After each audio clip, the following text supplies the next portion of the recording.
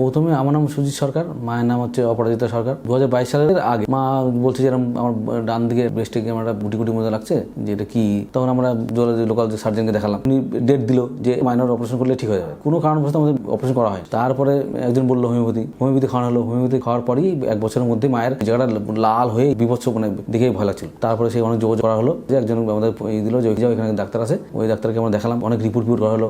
ওইগুলো করার পর উনি বললো যে এই জিনিস ভালো না, জিনিসটা খারাপের দিকে যাচ্ছে, এর টোটাল ব্রেস্ট রিমুভ করতে হবে। এবার ওটা অপারেশন করা হলো। অপারেশন করার পর বললো আমরা তো মোটামুটি 90% করে দেওয়া হয়েছে, অল্প কিছু জিনিস আছে। উনি তার আগে বায়োপসি করতে বললো, বায়োপসি করা হলো, বায়োপসি তো ওই হলো। তারপরে ট্রিটমেন্ট চলছিল। মায়ের তখন হাত অতটা ফোলা ছিল না, মোটামুটি ফোলা ছিল, দিয়ে ট্রিটমেন্ট চলছিল। ওরাও 1 বছর পর পেট স্ক্যান করলো। পেট স্ক্যান করার পর বললো যে না, পেশেন্টের সেরকম এখন কিছু দেখা যাচ্ছে না, কিন্তু বগলতলা একটা নোট মতো আছে। জুনিয়র ডাক্তাররা বললো যে কেমো। তারপরে আমরা বললাম এই বয়সে কেমো? তারপরে যে সিনিয়র ডাক্তার উনি বললো যে কেমো না, ওষুধ চলুক। মানে 2022, 23, 24 চলছিল, এরকম চলছে। মা কাজ সব করছিল, হাত ফোলা ছিল। এইবার যখন যে ঘটনা ঘট, তখন তো 1 মাস আমাদের গ্যাপ হয়ে গেছে। তারপর থেকে হাত ফোলা শুরু হয়ে গেল। হাত ফুলতে এখন এই কন্ডিশন, পুরো ডান হাতটা পুরো এখন সেন্স নেই। এরপরে হচ্ছে ওইখানে তো বলছে না, ওখানে তো কিছু বলছে না, একদম বলে নিজে প্রচুর খরচা, কিছু টাকা পয়সা জোগাড় করে রিপোর্টগুলো করলাম। তারপরে তো আপনাদের সার্চ করে জানলাম, ওরা একটু ভরসা দিল, চেষ্টা করবো ঠিক হয়ে যাওয়ার। এবারে হচ্ছে মানুষ তো আশাই হয়, মানে দেখলাম যে আয়ুর্বেদিক তো কোনো সাইড ইফেক্ট নেই, চেষ্টা করে দেখা যেতেই পারে।